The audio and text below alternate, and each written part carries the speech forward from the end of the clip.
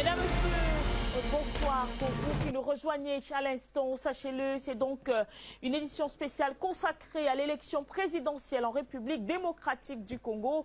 Chose promise, chose due. Finalement, c'est ce 30 décembre 2018 que la plupart des Congolais se sont rendus donc aux urnes afin d'accomplir leurs devoirs citoyens. Et ce, depuis les premières heures de cette journée, du côté bien sûr de la République démocratique du Congo. Et malgré le léger retard accusé, suite bien sûr à cette pluie qui s'est abattue dans la quasi-totalité des provinces de la RDC, les Congolais ont quand même tenu à faire leur choix.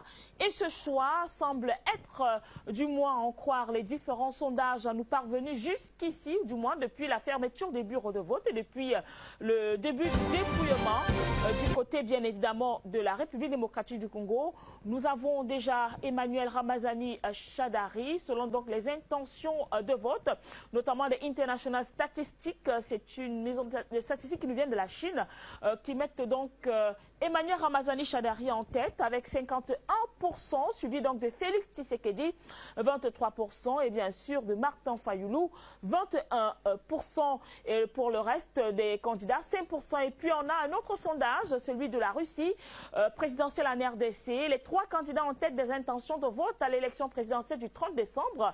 48% pour Emmanuel Ramazani Shadari, Félix Tshisekedi, 29%.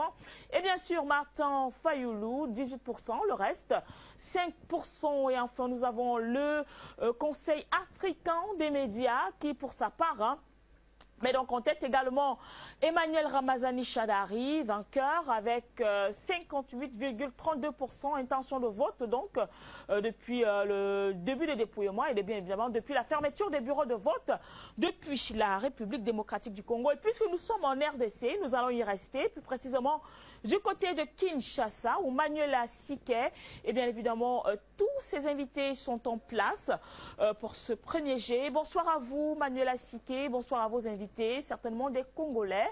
Alors déjà, premièrement, les bureaux de vote qui ont fermé, les premiers sondages, les premiers résultats qui mettent donc Emmanuel Ramazani Shadari en tête dans les différentes régions de la République démocratique du Congo. Nous voulons en savoir davantage avec vous, certainement, et vos invités sur votre plateau.